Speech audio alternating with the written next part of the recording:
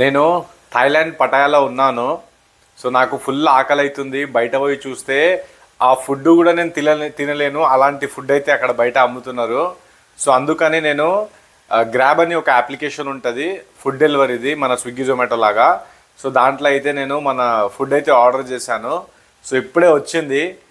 అది ఎంతకు పడ్డది, ఏంది, ఆ ఫుడ్ ఏంటి అంతా చూపిస్తాను. పదండి రండి. ఇవ్వండి చూసుకోవచ్చు. సో ఎంత పడ్డది, ఏంది, ఏం ఆర్డర్ చేశాను చూపిస్తా మీ అందరికీ. ఇక్కడ ఒక్కసారి చూడండి. అండ్ నాకు చిల్లర కూడా ఇచ్చిండు. చిల్లర చూపిస్తా మీ అందరికీ. ఇగో థాయిలాండ్ కరెన్సీ చేంజ్ అన్నమాట ఇది. ఇగో చూడండి, 10 రూపాయలు. సో ఫుడ్ నాకు ఎంత పడ్డదంటే 230 బాత్స్. 230 బాత్స్ అంటే మన ఇండియన్ కరెన్సీలో దగ్గర దగ్గర ఒక 600 రూపాయలు అన్నమాట. సో ఇది ఏంటంటే నేను ఆర్డర్ చేసింది non veg thali, chicken thali అయితే ఆర్డర్ చేశాను.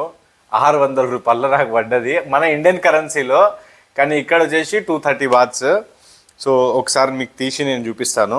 సో తీసాను చూసుకోవచ్చు. రోటీ, రైస్, చికెన్, దాల్, ఒక దాంట్లో కర్రీ అన్నమాట. ఫుడ్ అయితే కొంచెం కాస్ట్లీయే, మంచిది తినాలంటే. లేదంటే అక్కడ ఫ్రైడ్ రైస్ అవన్నీ ఉన్నాయి, బట్ అవి మనం తినలేం. ఎందుకంటే మన ఇండియన్ ఫ్రైడ్ రైస్కి ఇక్కడ ఫ్రైడ్ రైస్కి చాలా జమీన్ ఆస్మాన్ కా ఫరక్ అంటారు కదా, అలా ఉంది పరిస్థితి. సో అందుకని గ్రాబ్ అప్లికేషన్లో మన ఇండియన్ రెస్టారెంట్ చూసి ఆర్డర్ పెట్టేశాను. నిన్న కూడా నేను బిర్యానీ ఆర్డర్ పెట్టినా, ఓకే బాగానే ఉండే టేస్ట్. సో ఇవాళ మన థాలీ పెట్టుకున్నా.